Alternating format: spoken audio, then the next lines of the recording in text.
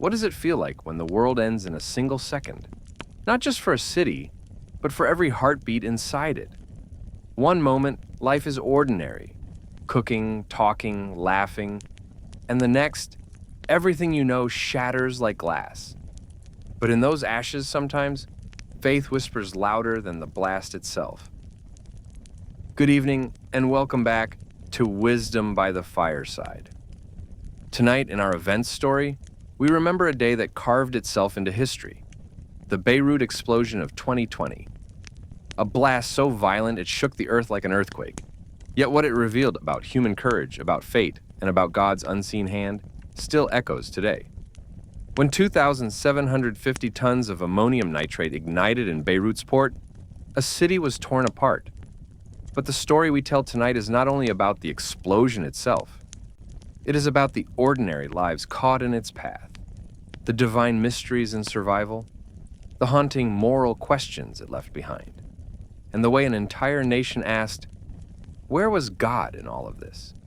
And what was he trying to show us? So, let us sit by the fire and begin. And as you listen, ask yourself, what would I have done in their place? Would I have seen the blessing, even in the ruin? It was August 4th, 2020, a humid summer afternoon.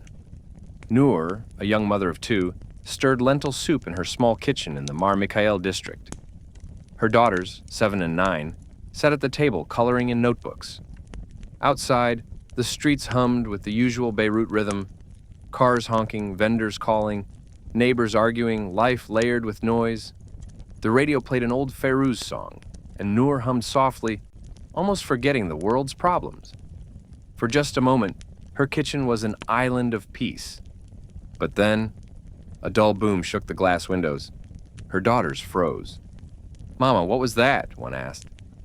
It was the first small fire at the port, a warehouse burning.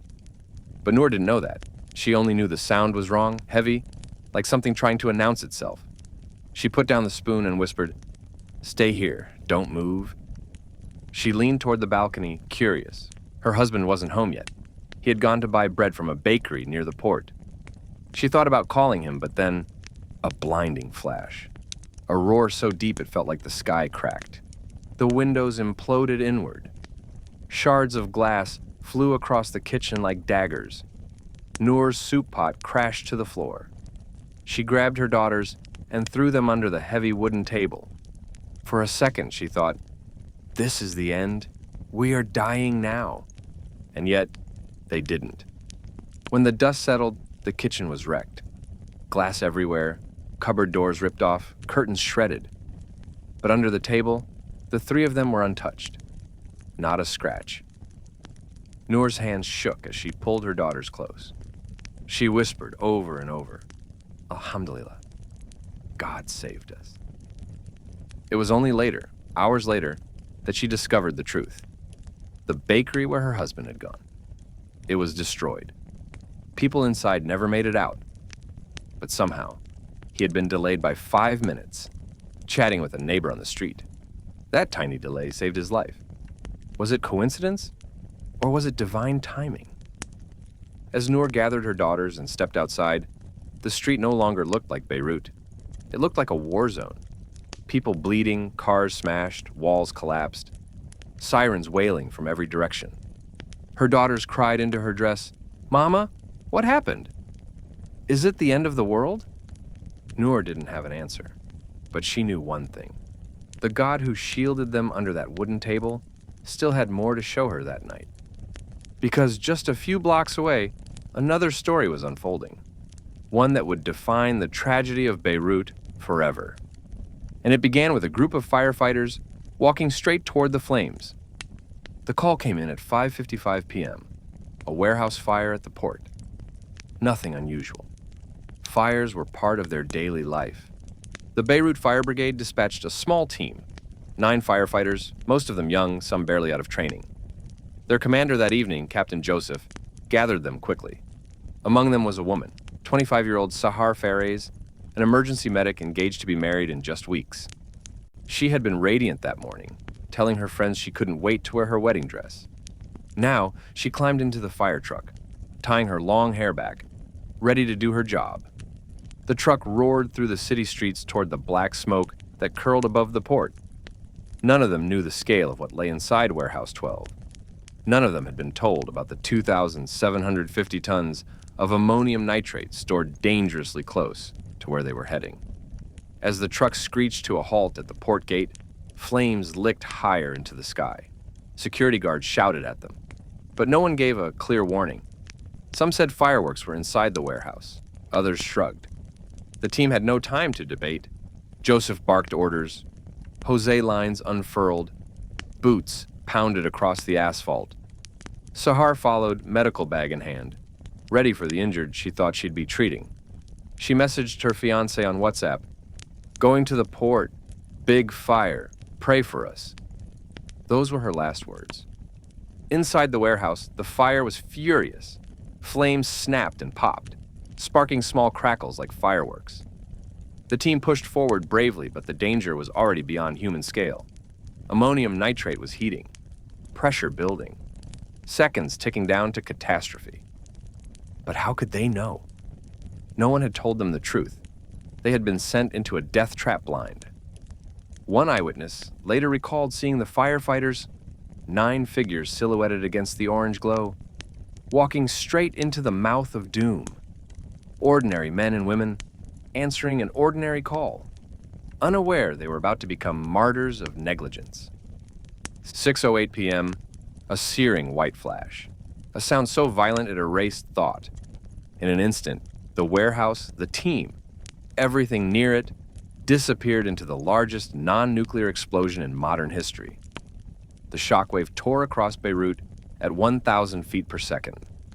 Entire apartment blocks crumbled. Windows shattered miles away.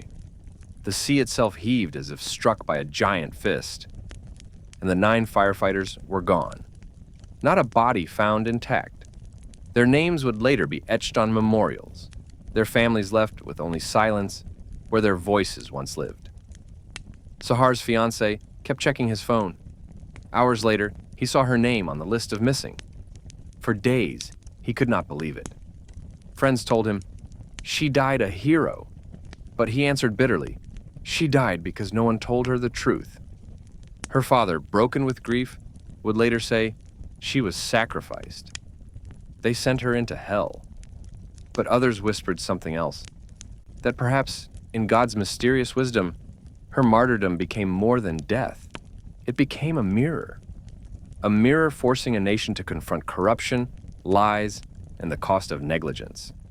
And so the people of Beirut asked, who was responsible? Was it the officials who ignored warnings for years? Was it a system built on neglect? Or was it something deeper? A test from God? A divine question asked through fire? What will you do with your brokenness? Will you let it destroy you? Or will you rise?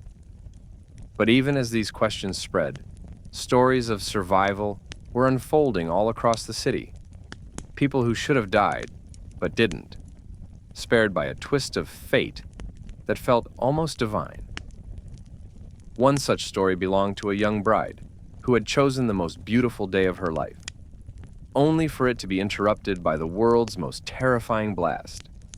Her wedding video would soon circle the globe, watched millions of times, becoming a haunting symbol of beauty and horror colliding in one breath. And the moment the blast wave hit her white dress was the moment the world gasped. A warm breeze lifted the veil of Isra Sablani as she stood in her sparkling white gown. Cameras clicked, a videographer circled her with steady hands. She was radiant, smiling nervously as brides do, waiting to join her groom. It was supposed to be the happiest day of her life. August 4th, 2020. A date she and her family had circled on calendars, prayed over, saved for, dreamed of. Her makeup was perfect, her bouquet delicate. The narrow Beirut street around her bustled with curious onlookers, some clapping as they caught sight of the bride. The photographer's lens glowed in the afternoon light, catching her as she twirled. And then, a sound rolled through the air, low and sinister. The camera caught her smile faltering, her eyes flickering with confusion. Another rumble, louder. The air seemed to thicken. And then the world collapsed. The blast wave roared down the street like an invisible giant. The wedding veil snapped backward. Dust and debris surged around her. People screamed. Cars crashed into each other as drivers lost control. The camera kept rolling. In one frame, she was a bride posing for wedding photos. In the very next, she was a survivor of one of history's greatest urban explosions. The video spread across the internet within hours. Millions watched as Isra's smile was replaced by terror. Her white dress turned gray with dust. She later said, "I was thinking, am I going to die on my wedding day?" Her groom, Ahmad, rushed to her side. They sprinted into a nearby building, glass crunching under their shoes. Walls had collapsed, windows blown in. They clutched each other, dazed, trembling. Miraculously, they survived unharmed. Many others on that same street did not. When asked later how she felt, Isra's voice cracked, "I should have been celebrating. Instead, I was running for my life." But maybe God saved us for a reason. Maybe he wanted this video to show the world what happened to Beirut. That haunting clip became a symbol far beyond Lebanon. The bride, purity, joy, beginnings. The explosion, corruption, destruction, endings. Two worlds colliding in a single instant. A cruel metaphor. The innocence of ordinary people crushed under the weight of hidden negligence. But some saw more. They saw divine poetry. That perhaps God chose a bride, dressed in white, to bear witness. To show the world in a single, unforgettable image what words could not express. For weeks after, Isra could not look at her gown. She hung it in the corner of the room, dust still clinging to its hem. She confessed in an interview, "I felt guilty. How could I celebrate when others were burying their dead?" Her marriage began not with a feast, but with funerals around her. Her joy was stolen, yet her survival carried weight. Every time she looked at her husband, she whispered, "We're alive. That must mean something." And so her wedding became a testimony that even in the face of horror, love survived. The dress was torn, but the vow remained. But her story also raised painful questions. How many others did not get that miracle? How many fathers, mothers, and children died while she lived? Why does one life survive while another doesn't? Is it fate, coincidence, or divine purpose we cannot yet see? As Isra wrestled with survivor's guilt, across the port, another man sat with even heavier questions. He wasn't a bride, nor a firefighter, nor a mother. He was a port worker, one of the few who had known for years that the ammonium nitrate was sitting in Warehouse 12. He had written letters, filed warnings, begged authorities, and yet no one listened. Now, as the smoke rose and the city screamed, he felt the weight of guilt pressing on his chest, because he knew this wasn't just an accident. It was a disaster foretold and ignored. His name was Fadi. He had worked at Beirut's port for over a decade. A quiet man, more comfortable with paperwork than politics, more at home with cargo lists than with speeches. In 2013, a ship called the Rosus was impounded in Beirut, carrying a cargo it never should have carried, 2,750 tons of ammonium nitrate. The crew abandoned it. The ship sank into bureaucratic limbo, and its cargo was offloaded into Warehouse 12. Fadi remembered the day he first walked past those giant white sacks stacked to the ceiling. They gave off a faint chemical tang. Harmless, some said. Explosive, others warned. He didn't know much chemistry, but he knew enough to feel uneasy. Over the years, Fadi and his colleagues sent letter after letter to the courts, to the Ministry of Public Works, to Customs. Each one warned the same. This cargo is dangerous. It must be removed immediately. He signed his name on at least 4 of those requests. Each time, no reply. Each time, the papers vanished into a maze of offices where nothing moved without favors and bribes. Fadi grew bitter. He told his wife at the dinner table, "One day, this will blow up the whole city." She scolded him for exaggerating, but he wasn't. On August 4th, 2020, Fadi was near the docks when he saw the black smoke rising. His stomach dropped. Warehouse 12, the place he had dreaded for 7 years. He tried to call his supervisor, shouting down the phone, "Get everyone out! That's the ammonium nitrate!"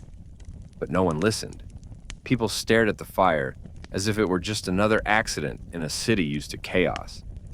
Fadi felt helpless. He wanted to run in to drag the firefighters back by force, but his legs wouldn't move. Fear froze him. All he could do was watch. And then the flash came. He woke up on the ground, ears ringing, mouth full of dust. He was alive, but barely. Around him, the port was obliterated. Warehouses flattened, cranes toppled, cars tossed like toys. He staggered to his feet, trembling. His first thought wasn't of himself, but of the truth he had carried for years. I warned them. I warned them. And still, this happened.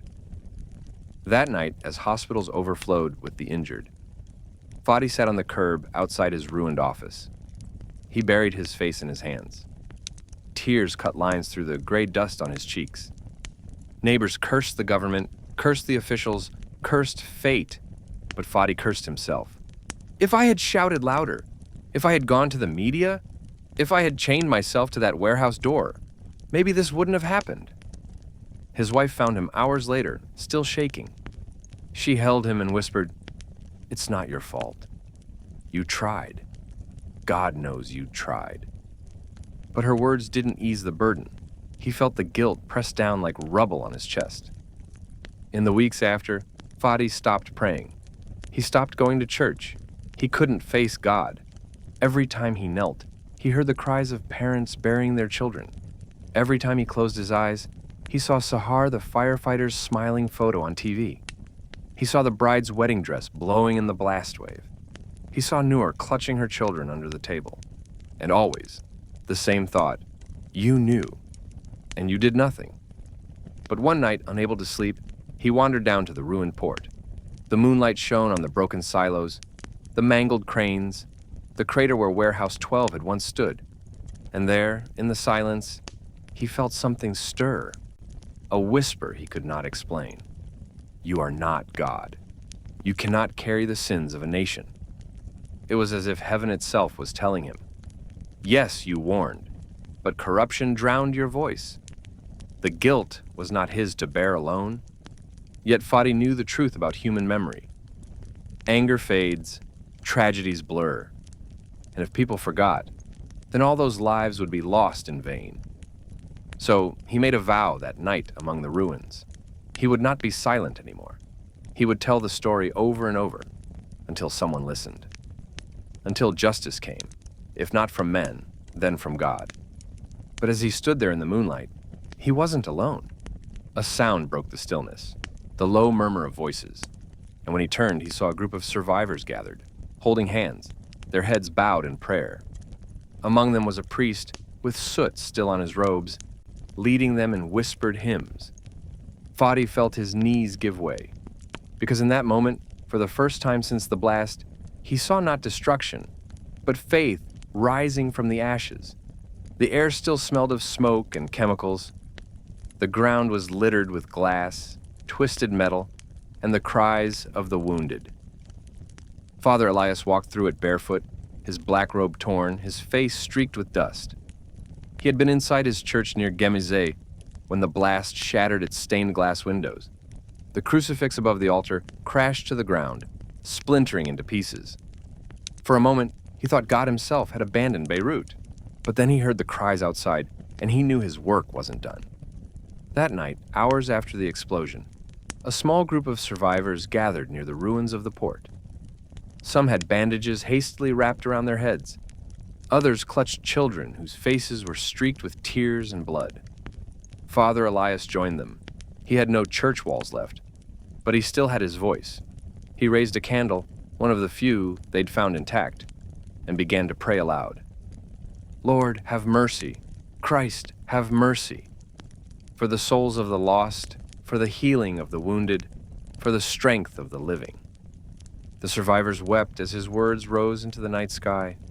One woman clutched her teenage son, whispering, "We are still here. God didn't take us." Another man sobbed, "But why did he take my brother?" The questions had no easy answers. Yet the prayers continued, weaving grief into faith, despair into defiance. As they prayed, more people drifted over. A nurse still in her scrubs, her hands bloodied from hours of tending to the injured. An old fisherman who had been on his boat when the shockwave threw him into the sea. A child carrying her broken doll. They stood in a circle, faces lit only by the trembling candle flame. Around them, Beirut was silent, except for distant sirens. And in that silence, something remarkable happened. They began to sing, softly at first, then stronger. Hymns, chants, old songs of faith that had carried Lebanon through wars, famines, and heartbreaks before. The candlelight flickered on their faces, and Father Elias realized, though the city was broken, something unbreakable still lived in them. But even as they prayed, doubt gnawed at his heart. Father Elias had buried countless people in his years of service. He had preached about God's mercy, God's plan. Yet as he looked at the crater, at the lifeless bodies still being pulled from rubble, he asked himself, "How can I stand here and say this was part of God's plan?" The question pierced him. What if his words were hollow? What if he was leading them into false hope? But then a child tugged on his robe. A little girl, barefoot, her arm wrapped in gauze. She whispered, "Abuna, can you pray for my father? He's in the hospital. They say he might not wake up." Her eyes were wide, desperate, innocent. And in that moment, Father Elias knew. It wasn't about explaining God's plan. It was about being God's voice of comfort when the world was silent. Later, reflecting on that night, he would say, "The blast showed us something. Buildings fall. Governments fail. But faith, even when it trembles, is what keeps us human." Many who prayed with him that night said the same. They couldn't explain why they had survived when others hadn't. But they knew their survival wasn't meaningless. It was a calling to rebuild, to testify, to refuse despair. And so in the ruins of Beirut, among broken glass and shattered walls, faith flickered like that single candle. But even as prayers rose to heaven, a different fire smoldered in the hearts of others. Anger. Anger at corruption, at betrayal, at a system that had stored death in the middle of their city for years. This was the other side of the explosion. Grief turned not just to faith, but to rage. And soon, the streets of Beirut would fill. Not with hymns, but with protest chants. Because the people were no longer just asking, "Why, God?" They were asking, "Who among men will answer for this?" By dawn, the smoke was still rising from the port. Hospitals were overwhelmed, families combed the ruins for loved ones, and Beirut's heartbeat was faint. But as the shock wore off, grief turned to rage. The people knew the truth. This was no random disaster. This was man-made negligence. 2,750 tons of ammonium nitrate left to rot in the heart of a city for 7 years, despite repeated warnings. And so Beirut began to roar. Within days, thousands poured into Martyrs Square. Young men carried Lebanese flags. Women held photos of the dead. Their chants shook the air. "Thieves, murderers, we want justice." Some carried signs with the names of the firefighters who had rushed into the flames. Others held fragments of glass, as if to say, "This is what you left us with." It wasn't just a protest. It was a collective scream of anger, of betrayal, of heartbreak, too deep for words. Among the crowd stood Youssef, a gray-haired father whose son had worked as a dockhand near Warehouse 12. His boy's body had not been found. He held his son's photo high above his head, tears streaming down his face. "My son didn't die in war. He didn't die in an accident. He was killed by your corruption," he shouted at the Parliament building. Around him, others wept. His voice became theirs. Youssef later told a journalist, "I have no hope in the government, but I have hope in God. If men don't answer, God will." But the protests also raised a haunting question. Could justice even exist in a system built on layers of power and silence? If the state itself was responsible, then who would hold it accountable? the politicians, the courts? Or was it the people's duty to rise, even if it meant breaking everything down first? Many felt torn.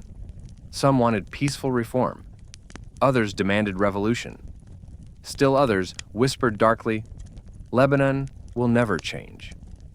It was a high-stakes dilemma, one that mirrored the blast itself.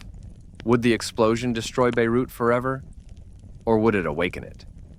The protests swelled, then boiled over. Police fired tear gas, demonstrators hurled stones, the sound of chants mixed with the sound of sirens. Yet in the chaos, small acts of grace appeared. A nurse treated a wounded protester with the same hands she had used in the hospital days before. A priest carried water bottles through the crowd, whispering blessings. Muslim and Christian young men linked arms to shield women from the tear gas. For a moment, the world saw something beyond politics, a city united in grief and defiance, faith and fury. Father Elias, who had led prayers at the ruins, stood at the edge of the square one evening. He saw the anger, felt the heat of rage in the chants, yet he also saw something holy hidden beneath it. This is not just about politics, he thought. This is about the soul of a people. We are asking not only for justice from men, but for mercy from God. He raised his cross and joined the chant, not for vengeance, but for truth. But amid the protests, another twist unfolded quietly. Fadi, the port worker who had lived with the knowledge of the ammonium nitrate, stepped forward. He gave testimony to journalists, revealing the years of ignored warnings. For the first time, the hidden story surfaced, not just of an explosion, but of letters left unanswered, voices silenced. His words struck the crowd like another kind of blast. They realized this wasn't fate alone. This was a chain of choices, each one ignored until the city paid the price. The protests raged on. Candles flickered at memorials. Fists rose in the air. Prayers echoed in churches and mosques alike. Beirut had been wounded, but it refused to be silent. And yet, justice still felt far away. Investigations stalled. Leaders dodged responsibility. The people cried louder, but the walls of power remained unmoved. So the question hung in the air, heavier than smoke. Would justice ever come on earth, or would it only come in heaven? But even as that question echoed, a quieter, more personal story unfolded in the shadow of the protests. One of a young nurse whose hands had cradled the dying on that terrible day, and who now wrestled with her own soul. Because sometimes the deepest battles after a disaster are not fought in the streets, but in the heart. Her name was Rana. She had worked at St. George Hospital, one of the busiest medical centers in Beirut. On the evening of August 4th, she was finishing her shift when the first boom rattled the walls. Seconds later, the explosion ripped through the hospital itself. Ceilings collapsed, glass rained down. Patients screamed as machines went silent. Rana was thrown against a wall. Her head spun, blood dripping down her arm. For a moment, she thought she was dead, but then she heard it. The cries of newborns. The maternity ward had been hit hardest. Incubators shattered, lights blown out, nurses on the ground. Rana pulled herself up, stumbling through the wreckage. She reached the nursery, and what she saw would be etched into her forever. Amid the rubble, tiny newborns lay scattered, their incubators destroyed. Dust covered their delicate skin, their cries piercing the chaos. And yet, they were alive. Rana rushed forward, gathering them in her arms one by one. She held two against her chest, cradling another in her lap. She shouted for help, and other nurses joined her, wrapping the infants in sheets, pressing them close to keep them warm. Someone snapped a photo, Rana sitting barefoot on the hospital floor, surrounded by babies, her face streaked with tears and dust. That image would spread worldwide, a symbol of fragile hope in the ruins. Later, she whispered, "I don't know why God spared them." But in that moment, I felt his presence stronger than I ever have in my life. But survival came with a heavy burden. Rana had lost colleagues in the blast. Doctors she had worked beside for years were gone. Patients she had been treating moments before were buried under collapsed walls. At night, she couldn't sleep.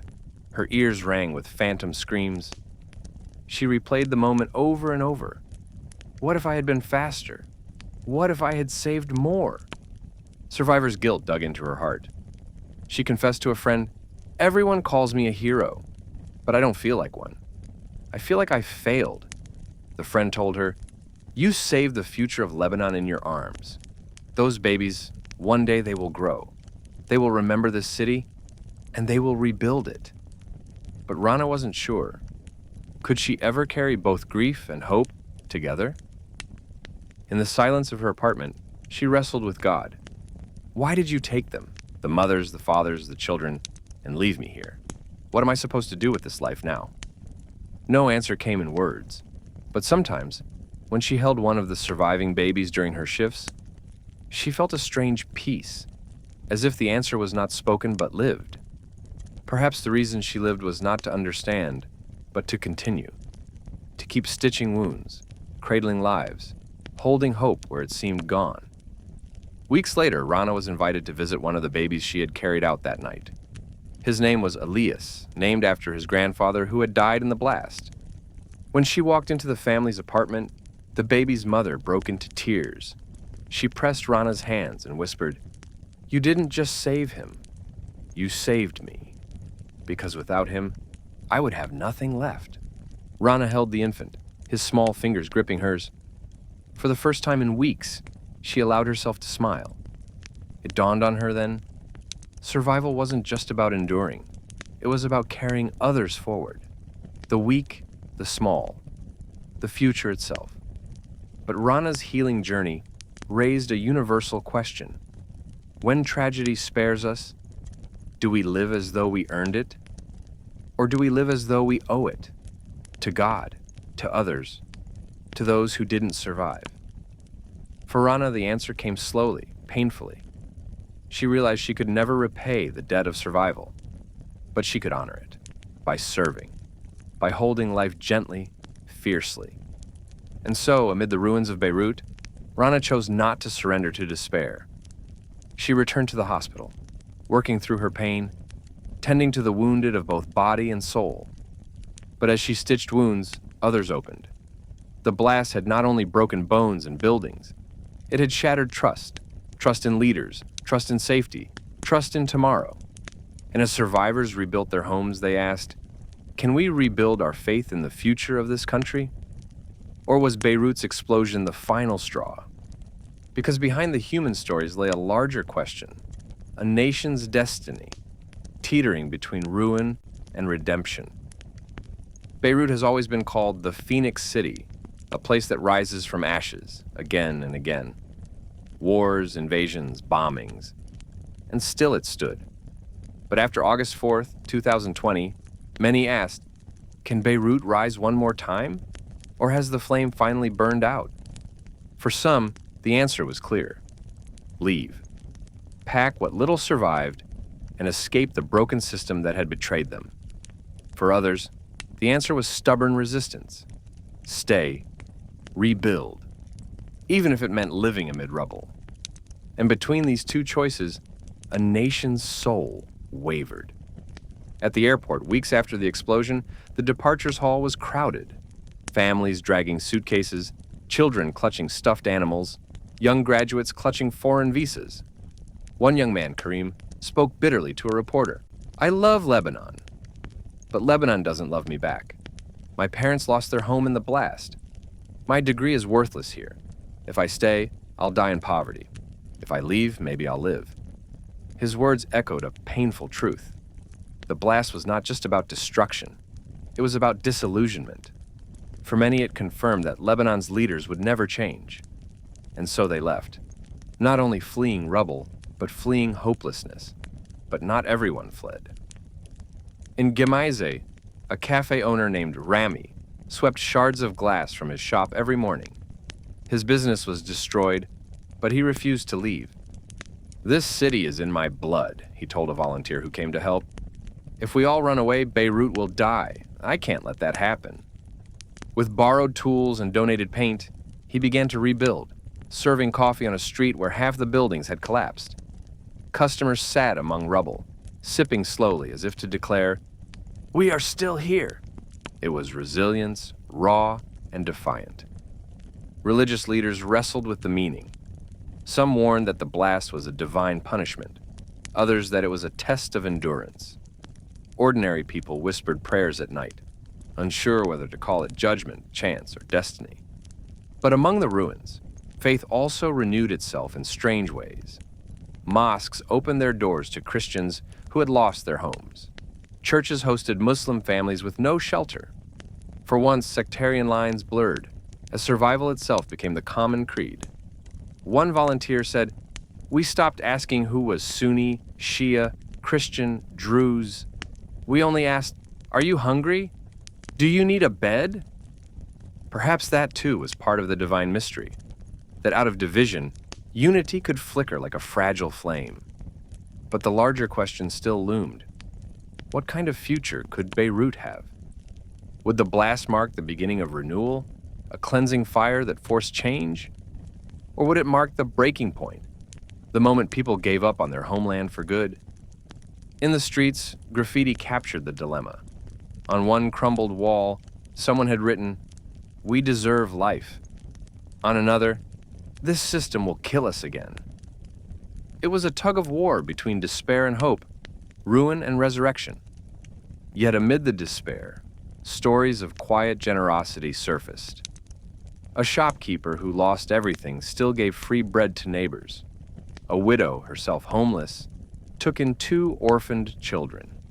An old tailor stitched clothes from scraps of fabric for families who had nothing left. These small acts didn't make the headlines, but for those who witnessed them, they were miracles, proof that even in ruin, Beirut's heart was not dead. And perhaps that was the secret thread of the city. Not the marble palaces or glass towers, but the unseen kindness that flickered among the broken.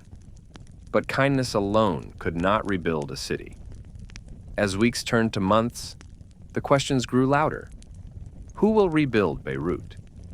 Who will answer for the dead? The government stalled. International donors hesitated. Politicians squabbled. Ordinary citizens felt abandoned again, betrayed twice, once by the blast, and again by the silence that followed. And so, a deeper despair crept in, more dangerous than rubble, the despair of being forgotten. Because what is more unbearable than tragedy itself? It is the fear that the world will move on while you remain in ruins. But Beirut was not entirely forgotten. From across the seas, voices began to rise. Diaspora communities, foreign journalists, and ordinary strangers, sending help, telling stories, refusing to let Beirut's cry fade.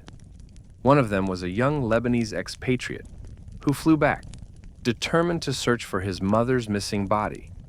And his story would add yet another layer to Beirut's haunting mosaic. Nadim had left Beirut years earlier.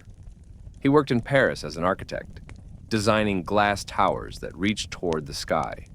But no matter how far he traveled, Lebanon never left him. His mother still lived in their modest apartment in Achrafie. She was his anchor, the phone call he made every Sunday. On August 4th, 2020, he missed her call. He was in a meeting when his phone buzzed again and again. By the time he checked the news, the blast had already happened. The video of the mushroom cloud froze him in place. The city skyline he knew so well, his childhood streets, his mother's neighborhood, swallowed by dust and fire. He dialed her number again and again. No answer. By midnight, he had booked the earliest flight he could find. 2 days later, Nadim stepped off the plane into a city he barely recognized. Beirut had always been noisy, messy, alive. Now it felt hushed, wounded. He went straight to the apartment. The building still stood, but the windows were gone, the walls cracked, furniture scattered. He found her handbag, her rosary beads, her sandals by the door. But no sign of her. Neighbors said she had been at home when the blast hit. Some thought she had gone out to buy groceries. Others said they saw her leaning on the balcony when the shockwave came. No one knew for sure. For days, Nadim searched. He walked through hospitals, checking lists taped to walls, scanning morgues with trembling hands. He spoke to rescue workers at the port, showing her photo. A woman in her 60s, with gentle eyes and a soft smile. Every answer was the same. We don't know. We haven't found her yet. At night, he wandered the rubble of Akrafia, calling her name as if she could still hear him. Mama! Mama! His voice cracked against the silence, but no reply came. One evening, exhausted, he sat outside a ruined church. The pews were gone, the altar smashed, but the statue of the Virgin Mary still stood, streaked with dust, her gaze unbroken. Nadim stared at it for hours. He hadn't prayed in years.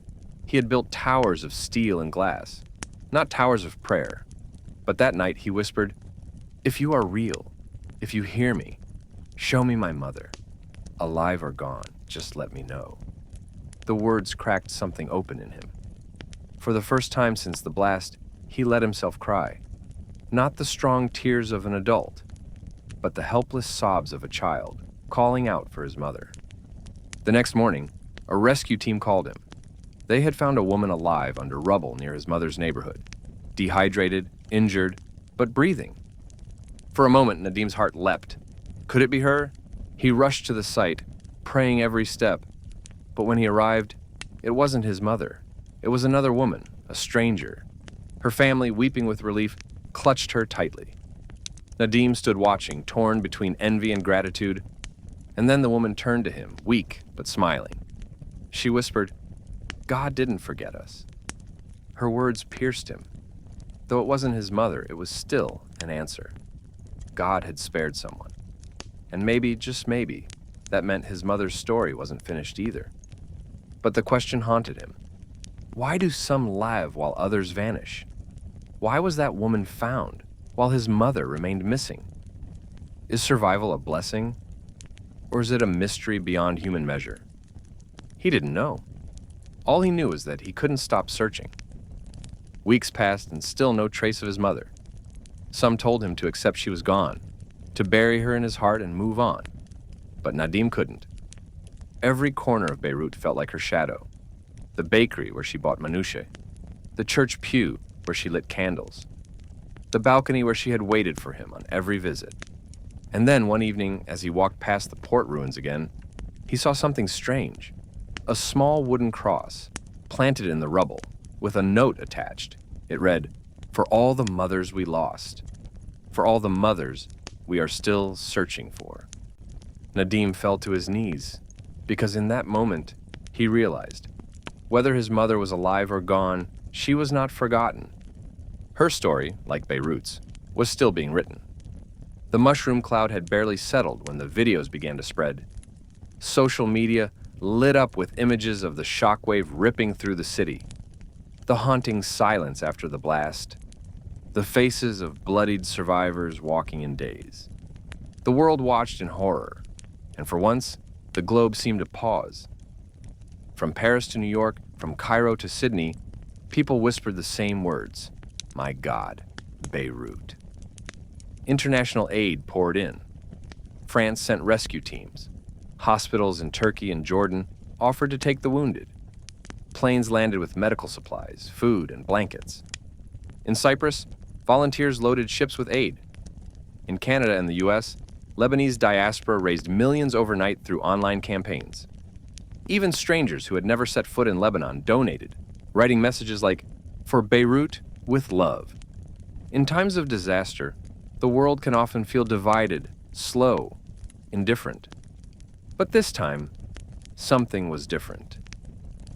Beirut's pain struck a universal chord. For Lebanese abroad, the explosion was not just news, it was personal. In Paris, Nadim, the architect still searching for his mother, attended a vigil. Hundreds of candles lit the square, photos of the missing held aloft. Young people wept openly, chanting, "Beirut, we will rebuild you." In Dearborn, Michigan, families gathered in churches and mosques, sending donations, holding prayers. A young girl held a jar of coins and whispered, "This is for the children who lost their homes." The diaspora's grief was a reminder. You can leave Beirut, but Beirut never leaves you. From Rome, the Vatican draped the Lebanese flag across St. Peter's Basilica. In Sydney, the Opera House lit up in red and white. In Paris, the Eiffel Tower went dark for a minute of silence. The gestures were symbolic, but to those in Beirut, they mattered. For a people who felt abandoned by their own leaders, these small acts of solidarity reminded them, the world has not forgotten you. But even global compassion carried a sting. As international donors pledged billions in aid, Lebanese citizens asked a bitter question. Will this money ever reach us? Or will it vanish into the same corruption that caused the blast? It was a paradox. The world wanted to help, but trust was broken. Foreign governments demanded reforms before sending funds. NGOs bypassed state institutions, giving aid directly to grassroots groups. And so, Beirut found itself caught between generosity and suspicion, a city drowning but wary of who would throw the rope. Yet beyond politics, something deeper was happening. The explosion had shocked people across cultures and religions into a single reflection: how fragile life is. In New York, a pastor preached, "We saw in Beirut what happens when the things we rely on, buildings, governments, even time itself, collapse. What remains? Only faith, only love." In Istanbul, an imam declared during Friday prayers, "Lebanon's wounds are ours. When one nation bleeds, humanity bleeds." The message echoed, beyond borders, beyond faiths, we are bound by the same breath. But sympathy alone could not rebuild homes or restore lives. Beirut's tragedy raised an urgent moral question for the world. Do we only weep at the images? Or do we act to prevent such neglect from killing again? Because the explosion was not unique. It was a mirror, reflecting back to every nation the dangers of corruption, neglect, and arrogance. If it could happen in Beirut, could it not happen anywhere? The world's eyes turned to Beirut for weeks. But then, as always, other headlines came. Other crises, other tragedies. Attention drifted. And this became the survivor's greatest fear. Not death, not rubble, but being forgotten. A survivor put it bluntly in an interview. The blast destroyed us once. Forgetting us will destroy us twice. And so the question lingered. Would the world's compassion fade, leaving Beirut to fight alone? Or would the memory of August 4th remain a scar that kept humanity vigilant? Because for Beirut, the explosion was not just a moment in time. It was a wound that would take generations to heal. And amid that wound, the final vignettes of the story were still unfolding. The ones not in the headlines, but in living rooms, kitchens, and whispered prayers. The small miracles, the hidden blessings, the unseen hand of God in the lives that carried on. For all the stories of loss, there were also stories whispered like fragile secrets. Tales of survival so uncanny, they felt like God's fingerprints pressed upon the ruins. Tarek, a taxi driver, had finished his lunch late that afternoon. He usually drove past the port at exactly 6:05 p.m., ferrying passengers from Gemaiza to Dora. That day, a customer had delayed him, arguing over a fare, refusing to get in the cab. By the time he finally started his engine, the explosion hit. The bus he would have been driving alongside was obliterated. Everyone in it perished. Tarek sat behind the wheel, shaking. Later, he said, "At the time, I cursed that customer for wasting my time. But now I see, maybe God used him to save me." In Karantina, 12-year-old Elias begged his father to let him play soccer in the alley. His father scolded him. "Not today, stay inside." The boy sulked. Minutes later, the blast wave ripped through the street. The wall where Elias usually kicked his ball collapsed into rubble. The father, weeping, hugged his son. "If I hadn't been strict, you would be gone." It was a paradox every parent carried. Guilt when they were harsh. Gratitude when it saved a life. Even Isra, the bride whose wedding video went viral, discovered a hidden twist. Her cousin, who had been meant to film the wedding from another angle, was delayed in traffic near the port. That traffic jam kept him from being right at the blast's epicenter. When she later reflected on it, Isra whispered, "Every delay, every accident, every coincidence, perhaps they are not coincidences at all." In Mar Mikhail, an old shopkeeper named Marwan was closing up his corner store. His cat leapt onto the counter, knocking over a jar of olives. Annoyed, he bent down to clean the spill just as the shockwave hit. The glass door shattered above him. Shards sliced across the counter where his head had been. The cat darted under the shelves and survived too. Marwan later joked, "God sent me an angel, but it had whiskers." Stories like these spread quietly among families. To outsiders, they might have seemed like coincidences. But to the survivors, they were threads of meaning woven into chaos. Proof that even in destruction, God had left signs.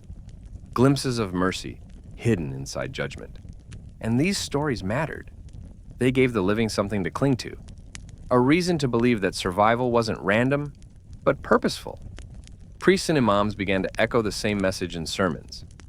Those who lived are not here by chance. You were spared because God still has work for you to do. It was a heavy truth. To be spared was to carry responsibility. Survivors' guilt could consume, but survivors' purpose could heal. The question for Beirut became, would its people see their survival as meaningless luck, or as a divine calling to rebuild not just buildings, but hearts? But even these blessings carried a sting. For every story of a life saved, there was another of a life lost. The man spared by a delay carried the memory of those who were not delayed. The boy safe inside carried the knowledge that other children were buried outside. Hope and grief walked hand in hand, and that too was part of Beirut's fate. Never pure joy, never pure sorrow, always both entwined. And so the city whispered its miracles, clutched them close, even as it buried its dead. But as the rubble cleared and the headlines faded, another story began to emerge. One not about the day of the explosion itself, but about the days after, about how ordinary citizens, abandoned by their leaders, rolled up their sleeves and began to rebuild with their own hands. Because sometimes when the state collapses, the people become the state. And in Beirut, that meant neighbors turning into builders, strangers into family, and grief into fuel. When governments failed and leaders vanished into silence, it was the ordinary people of Beirut who picked up the rubble. The day after the explosion, the streets were unrecognizable. Glass crunched under every step. Walls leaned precariously. Cars lay flipped like toys. Many assumed the city would sink into despair. Instead, something extraordinary happened. Hundreds of young people, many of them students whose schools were shattered, grabbed brooms, gloves, and buckets. They poured into Gemaize and Mar Mikhail, sweeping glass, moving debris, boarding up broken doors. They weren't organized by the government. They weren't paid. They came because their city needed them. One volunteer, Layla, only 19 years old, said, "My hands are cut from glass, but I won't stop. My city is bleeding. I can't just sit at home." For days, waves of volunteers worked tirelessly, sleeping in shifts, eating donated food, and leaving chalk notes on broken walls. "We are with you." Families who still had homes opened their doors to strangers. In Akhrafia, one woman hosted 3 families she had never met, giving them mattresses and food. In Karantina, a man whose house was half collapsed still cooked giant pots of rice and beans for his neighbors every night. When asked why, he shrugged, "If I eat while they starve, what kind of man am I?" For many, bloodlines blurred. The explosion had turned Beirut into one household, one wounded but united family. Lebanese abroad returned carrying money, supplies, and hope. Some flew in with suitcases full of medicine. Others wired funds directly to local volunteers rather than politicians. One young man from Dubai explained, "I don't trust the government to fix this, but I trust my people, so I give directly to them."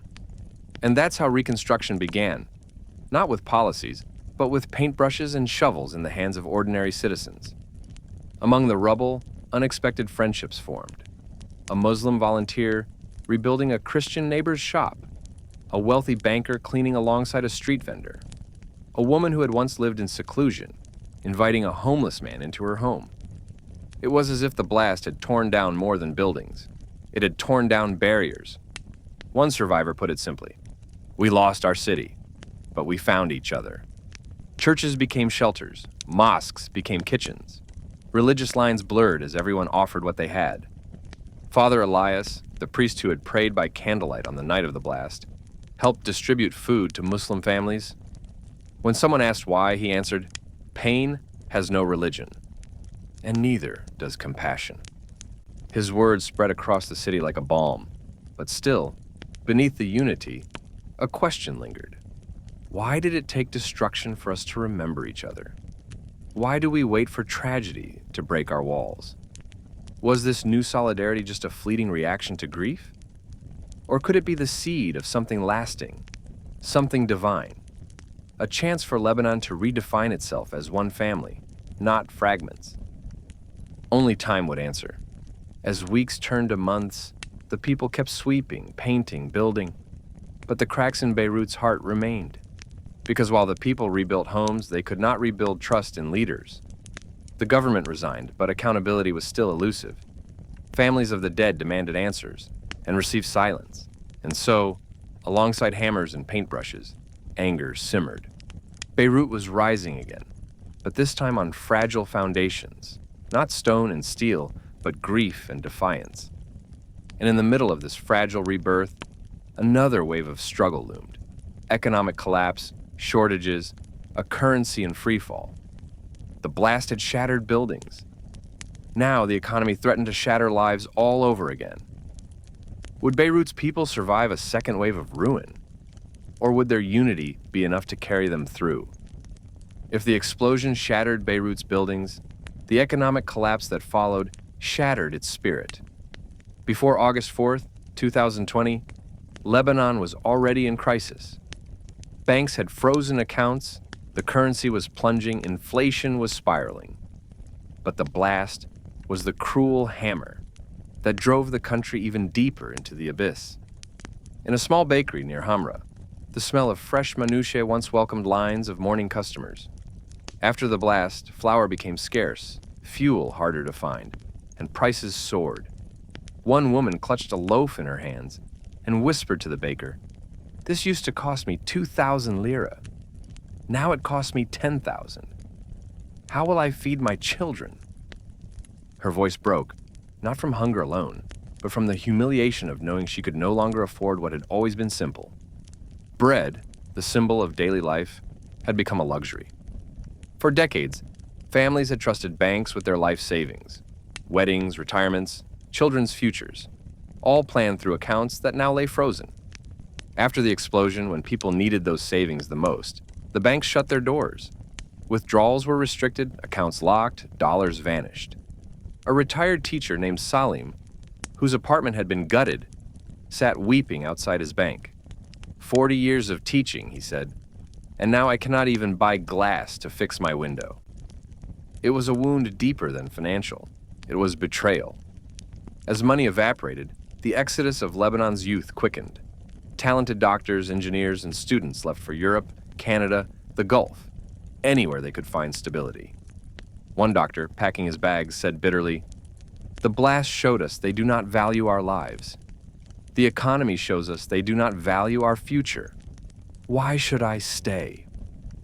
His departure was one among thousands, a brain drain bleeding the country of the very people who could rebuild it. But even in scarcity, faith flickered. Churches became food banks, mosques opened soup kitchens. Volunteers distributed meals street by street. Father Elias, now leading not only prayers, but also relief efforts, said, "We cannot wait for politicians. We must become each other's keepers. This is how God tests us, not by asking why we suffer, but by asking how we respond." In that truth, some found dignity, not in money, not in power, but in giving a neighbor a plate of rice, a blanket, a listening ear. Yet the deeper question tormented many. How long can faith and kindness hold when hunger grows? When children cry for milk, their parents cannot buy. Would solidarity survive under the crushing weight of poverty? Or would despair turn neighbor against neighbor, brother against brother? The moral stakes were higher than any protest, higher even than the blast itself. It wasn't just about rebuilding a city. It was about rebuilding trust, that life was still worth living, that God had not abandoned Beirut.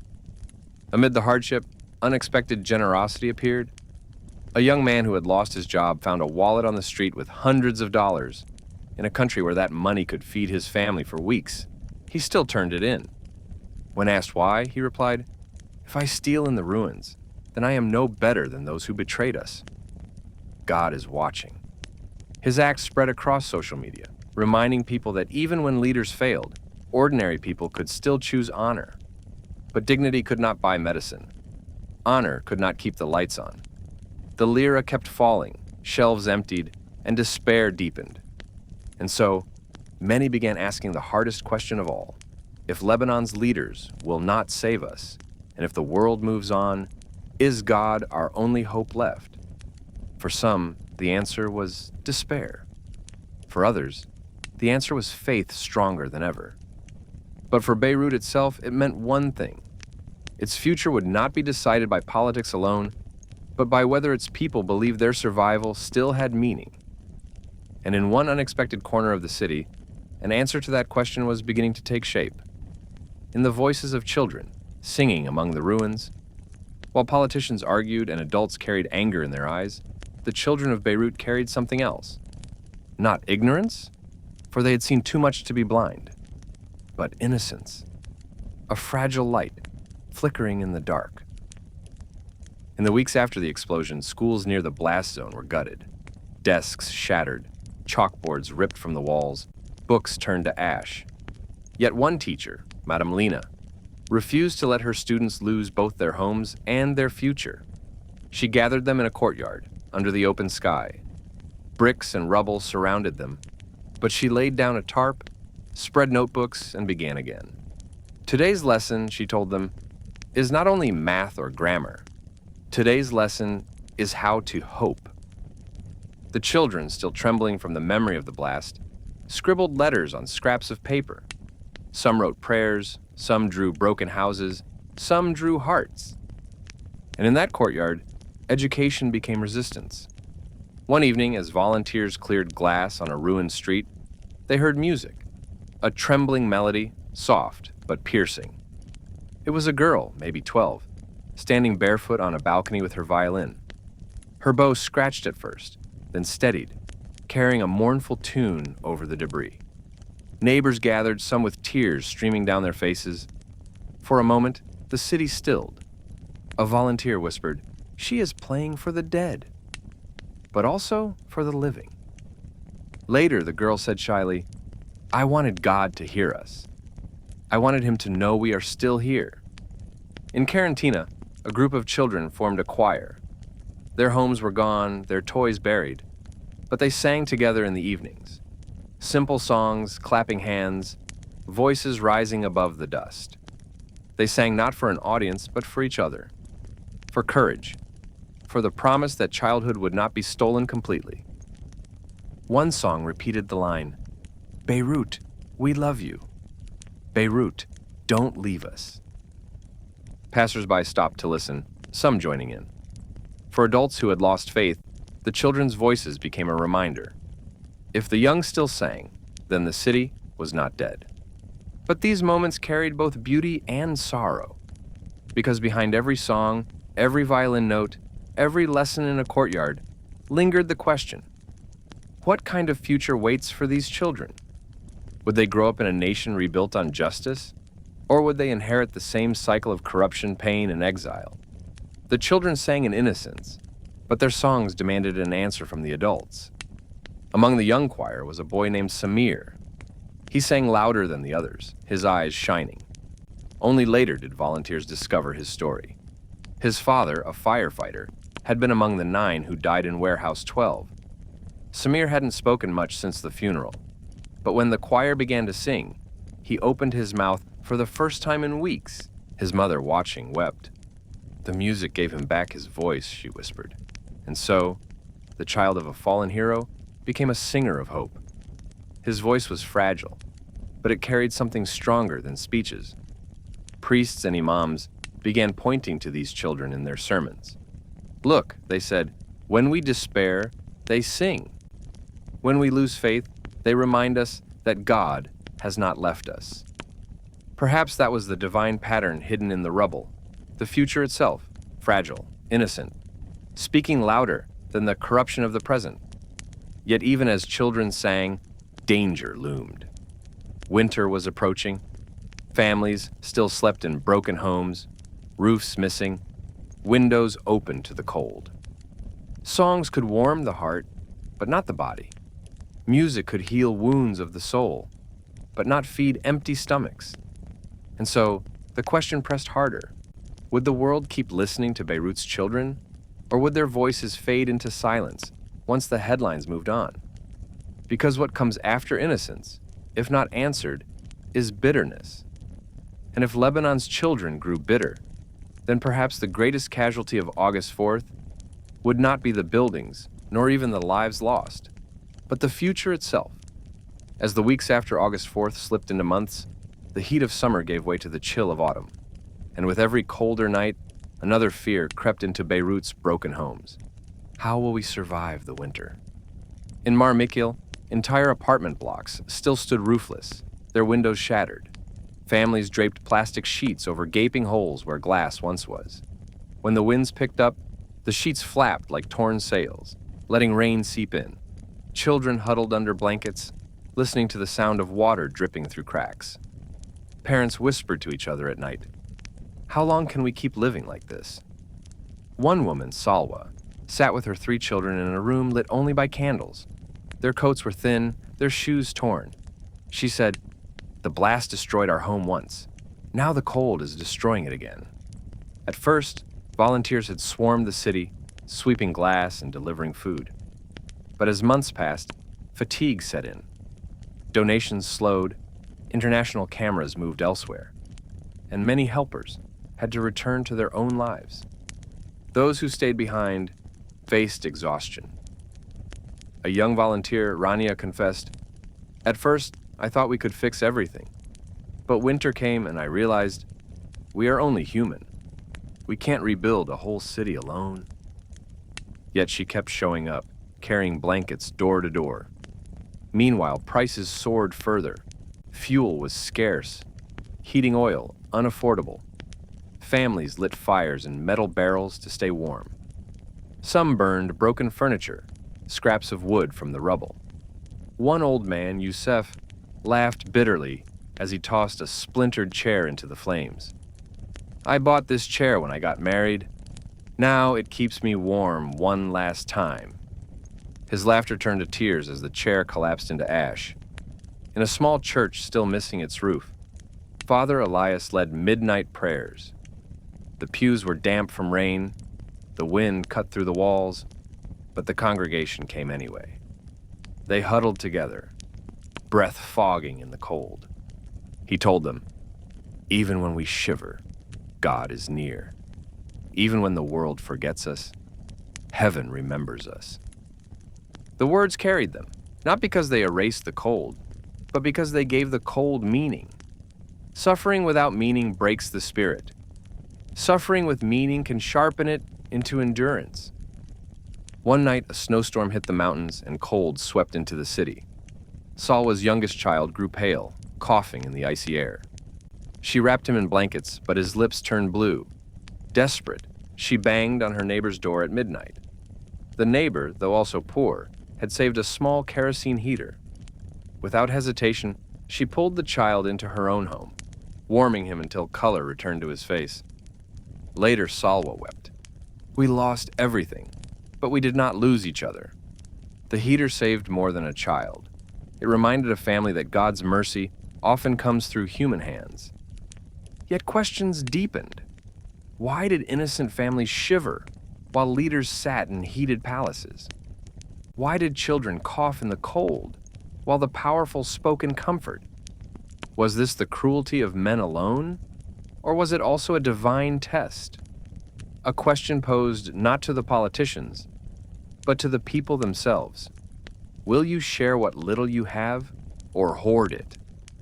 Will you curse the cold, or carry each other through it? And so, Beirut endured another layer of suffering. The blast had destroyed in an instant. Winter destroyed slowly, day by day. But survival in winter also forged resilience. The people learned to live with less, to share more, to hold faith even when their breath turned to mist in the night air. Still, they knew this. Winter would pass. But justice had not yet come. And until justice arrived, the wounds of August 4th could never truly heal. Which led to the next chapter in Beirut's story. The relentless struggle of the families of the victims who refused to let their loved ones be forgotten in silence. Because when governments stall, when leaders hide, when the world looks away, it is the voices of the grieving that keep truth alive. If you walk through Beirut today, you will see portraits on the walls, large photographs printed in black and white, taped to crumbling buildings and hung on street corners.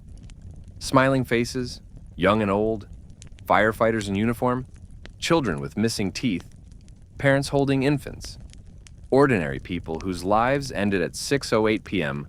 on August 4th, 2020.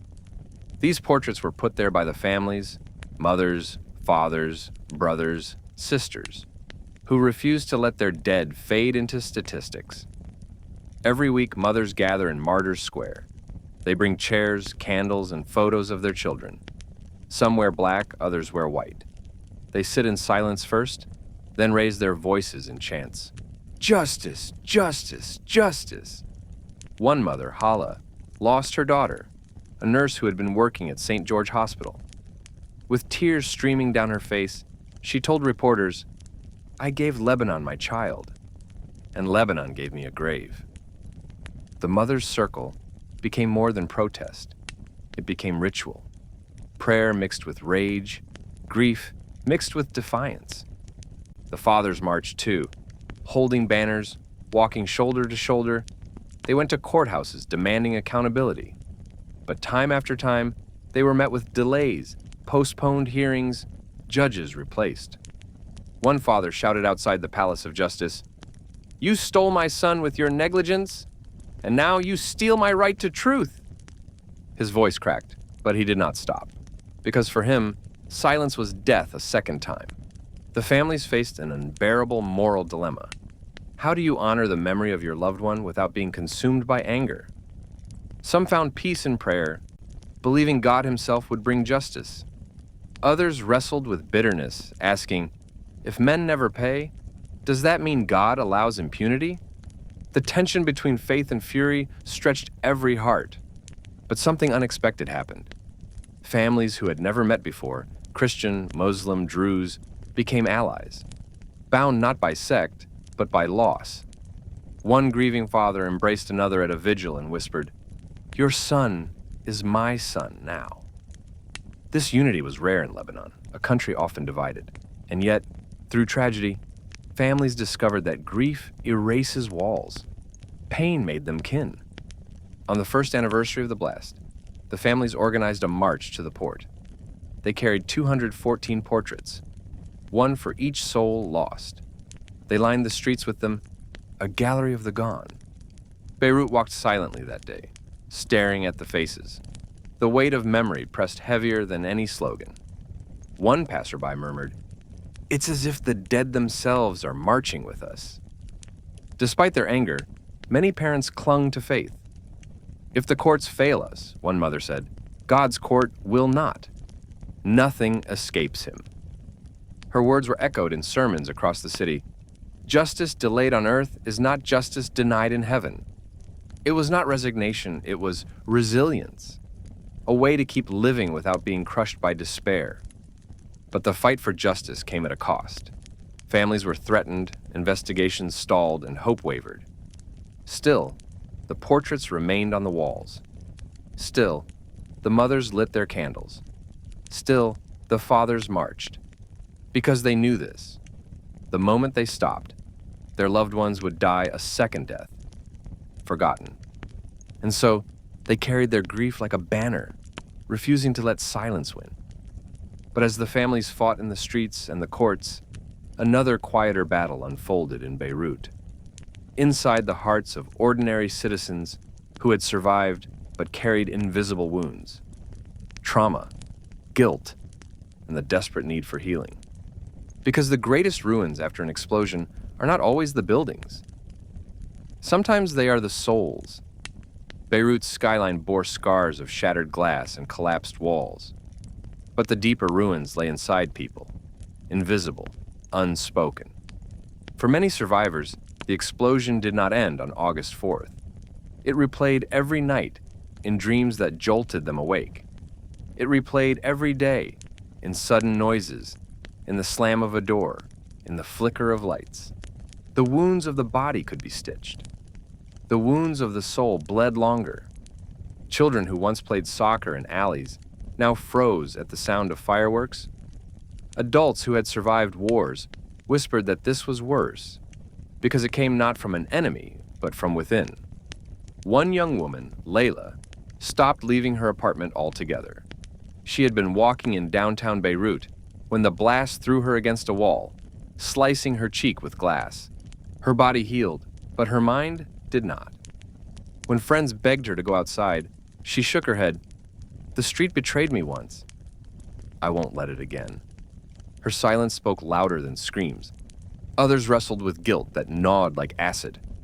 Why did I survive when others didn't? Why was I spared while my neighbor died? A man named Karim, who had escaped with minor cuts, confessed, "Every time I look at my reflection, I feel I'm looking at a thief. I stole life that belonged to someone else." Therapists called it survivor's guilt, but to many it felt like a moral weight too heavy to bear. In St. George Hospital, nurses whispered of colleagues who had developed tremors, unable to hold a scalpel. Doctors broke down in corridors, overwhelmed not by blood, but by memories. One nurse, Rana, the same who had cradled the newborns in the rubble, admitted, "At night I still hear them crying. Even when the ward is quiet, I hear them." The hospital had been rebuilt with new walls, but the staff carried invisible cracks inside. Yet, in the absence of counseling, many turned to faith. Churches and mosques overflowed with the wounded, not just seeking God's justice, but his comfort. An imam told his congregation, "When the wall shook, many hearts shook too. But God does not abandon the brokenhearted. He is closest to those who cry." For some, those words were lifelines. Prayer became therapy. Tears became offerings. But healing did not come only from religion. In some neighborhoods, art began to bloom from rubble.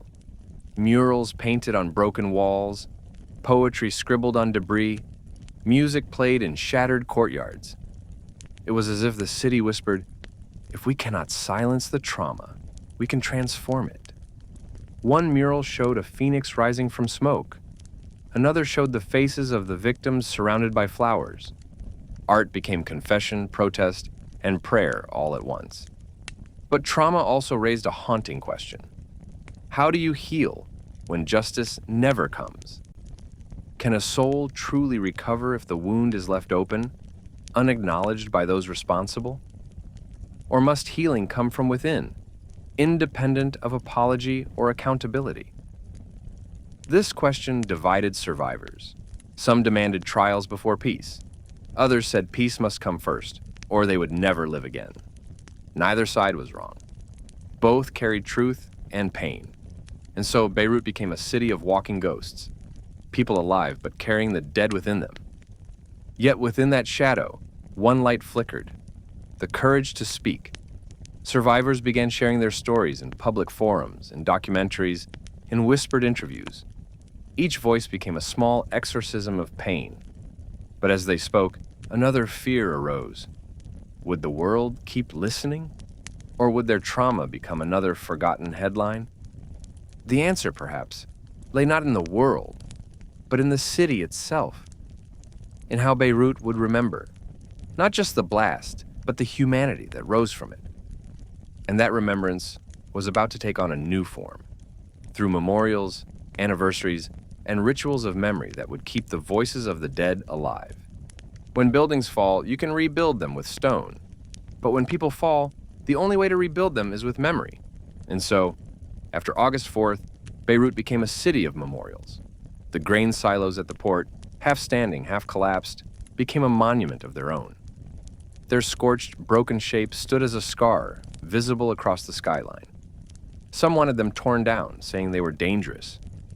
Others demanded they remain, insisting, "They are graves. They are witnesses. If we erase them, we erase the truth." Every anniversary of the blast, families gathered at the silos. They lit candles at the foot of the ruins, holding up photos of loved ones. The wind carried prayers into the open sky. One mother whispered, "This is where my son died. Until justice comes, these silos will be my church." Throughout Gemizeh and Mar Mikhail, walls carried faces of the victims. Murals painted by artists, posters pasted by families, graffiti that screamed, "We will not forget." One painting showed a firefighter with wings, standing in flames that did not consume him. Another showed a bride with her veil spread across the city, dust rising behind her. For passers-by, these images were not just art. They were reminders that every step they took was on sacred ground. But the most powerful memorials were not in public squares. They were in living rooms. A chair left untouched, where a father once sat. A toothbrush still in the bathroom, where a daughter once brushed. A locked bedroom kept exactly as it was. These private shrines spoke to the intimacy of loss. Each family carried its own museum of absence, each home a silent testimony. Churches and mosques held annual prayers. Bells tolled, Quran recitations echoed, candles flickered in darkness. One priest said during a memorial mass, "To forget is to bury them twice. To remember is to keep them alive in God's light." And so, remembrance itself became an act of resistance, against corruption, against silence, against despair. But not everyone wanted memorials. Some argued they kept wounds open, preventing healing. A young man whose brother died said bitterly, "Every poster I see tears me apart again. I want to move forward, but the city forces me to relive it." This was the paradox of memory. It healed some, but deepened pain for others. To remember was holy, but also heavy. And yet, the families insisted, better heavy than forgotten. On the first anniversary of the blast, the city fell silent at 6:08 p.m. Bells rang across Beirut. Families held hands at the port, tears streaming. But silence turned quickly to anger. After the moment of remembrance, chants of "Justice! Justice!" filled the air. The day was both funeral and protest, both prayer and uprising. For Beirut, memory could never be separate from demand. And so a painful question emerged. What does justice look like for the dead? Is it trials and sentences in earthly courts? Or is it the preservation of memory, keeping their faces on walls, their names on lips, their stories told by firesides?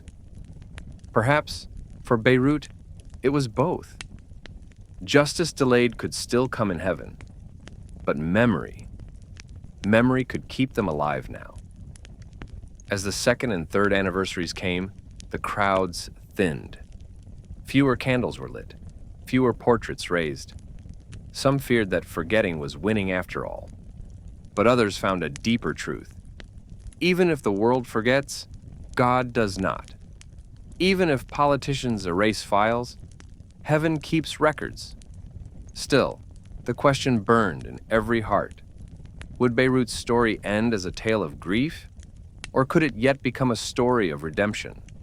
And that redemption, some believed, would not come from leaders or courts, but from the people themselves, in how they chose to carry faith forward. Because in the end, memorials are not only for the dead, they are reminders to the living. Never again, never in vain. When the dust settled and the ruins stood silent, Beirut faced not only the task of rebuilding its walls, but also its soul. The question that hung heavy in the air was not only who will rebuild this city, but what will this tragedy mean for us, as people, as a nation, as souls before God? For many survivors, faith was the only thing that did not crumble. Noor, the mother who had shielded her children under the kitchen table, said later, "When the glass shattered, I thought it was the end. But when I opened my eyes and saw my daughters alive, I knew God's hand was there. He saved us." Her words echoed across other stories. The firefighter's family who believed their daughter's sacrifice was not wasted. The nurse who saw newborns survive against all odds. The violin-playing girl who insisted, "God must hear us, because he gave us music even in ruins." Faith did not erase grief. It gave grief meaning. Some survivors said the blast taught them that suffering can purify, like fire refining gold. Fadi, the port worker who had carried guilt for years, eventually found solace not in silence, but in testimony. "I cannot bring back the lives lost," he said, "but if my voice prevents another tragedy, then perhaps my suffering is not wasted." Redemption did not mean forgetting. It meant transforming wounds into warnings, pain into purpose. Even in the darkest corners, blessings were found. Families estranged for years, reconciled at funerals. Strangers became kin in shelters. Mosques and churches worked side by side, discovering unity where division once reigned. One priest remarked, "Perhaps God did not cause the explosion, but he used it to strip away illusions, to show us what truly matters. Not palaces, not politics, but people." The blast revealed corruption, yes, but it also revealed compassion that lay buried beneath everyday life. The voices of children carried redemption too. Their songs, their drawings, their innocent prayers reminded adults of hope when bitterness threatened to consume. Samir, the boy who had lost his firefighter father, said during a school event, "My Baba is a hero. He is in heaven. I will be a hero too." His words silenced the room. Out of the mouth of a child came prophecy that the legacy of August 4th was not only death, but the seeds of a new generation determined to honor it. Yet redemption raised its own questions. Does tragedy need to happen before we remember what is important? Do we need ruin before we learn compassion? And if so, what does that say about us? Perhaps the blast was not only Lebanon's trial, but humanity's. A reminder that when we neglect responsibility, lives shatter. And when we ignore warnings, history repeats. The legacy of August 4th, then, was a warning written in fire. Neglect has consequences. Corruption kills, and silence is complicity. Across the world, Beirut's story became more than a local tragedy. Cities asked themselves, are we storing our own ammonium nitrates in warehouses, in politics, in neglect? The blast was a mirror, and every nation that looked into it had to answer, what hidden dangers are we ignoring? What lives might be lost if we do not change? In this sense, the legacy of August 4th transcended borders. Beirut became both warning and teacher, both victim and prophet. But perhaps the greatest legacy was personal. For every survivor who woke up each morning, breathed air in cracked apartments, swept glass from doorways, and lit candles for the dead, their very existence testified, we are still here. We have not been erased. The city had been broken, but not buried, and its people had discovered that resilience is not the absence of pain, but the decision to rise anyway. Yet the final question remained. What will the world, what will we, the listeners by this fireside, carry from Beirut's story? Will we let it fade as another tragedy archived? Or will we let it change how we live, how we treat others, how we see God's hand in both survival and sorrow? Because the story of August 4th is not finished. It waits for how we choose to remember it. What remains after the blast? Not only the ruins, not only the graves. What remains are the lessons, written in smoke, carved in silence, whispered in prayers. The Beirut explosion was not just a tragedy, It was a revelation, a mirror held up to a city, to a nation, to humanity itself. It taught us that neglect kills as surely as violence, that corruption, when left unchallenged, can be deadlier than bombs, that leadership without accountability is no leadership at all. It taught us that survival is never random. Every spared life carries a responsibility, to live with purpose, to honor the ones who were not spared. It taught us that faith is not fragile glass that shatters in disaster. Faith is the wooden table that shields a mother and her children. It is the candle flickering in a priest's hand. It is the violin of a child who still dares to play. But it also leaves us with questions that echo long after the dust. Why do some survive while others do not? Why does God allow disasters to strike? Why must pain be the teacher of compassion? There are no answers that can fill every silence, but perhaps the point is not to solve the mystery, but to live inside it with humility. To recognize that even in sorrow, God is near. That in every act of kindness, every sacrifice, every tear turned into prayer, He reveals Himself. The legacy of August 4th is not only destruction, it is testimony. The testimony of firefighters who ran toward flames, of nurses who cradled infants in the dark, of children who sang when adults could not. The testimony of neighbors who became family, of strangers who gave bread when they had little themselves, of families who refused to let the dead be forgotten. All of these voices weave into a chorus louder than the explosion itself. We are broken, but we are not abandoned. God has not left us. Perhaps this is the hidden truth, that even in explosions, even in silence, even in exile, there is a thread that ties us to heaven, a thread we do not always see, but one that holds us when everything else collapses. The blast revealed that thread. In every survival, in every act of mercy, in every flicker of hope amid despair, God's hand was there, not always preventing tragedy, but always present within it. And so, as we close this story by the fireside, the question turns to us. Not just the people of Beirut, but all who listen tonight. Will we live as though we have learned? Will we remember that lives can change in a second? So we must live, each one with purpose. Will we confront the injustices we see before they become explosions of their own? Will we cherish the people around us, never assuming tomorrow is guaranteed? Most of all, will we choose faith over despair, compassion over indifference, justice over silence? My friend, the blast in Beirut may have been far from your doorstep, but the lesson is as close as your own heartbeat. Life is fragile, power is fleeting, but love, faith, and truth, these endure. And when we hold on to them, even the greatest explosions cannot destroy us. So tonight, as the fire burns low and the story closes, let us carry Beirut in our hearts. Let us honor the lives lost by living ours with courage, with kindness, with faith.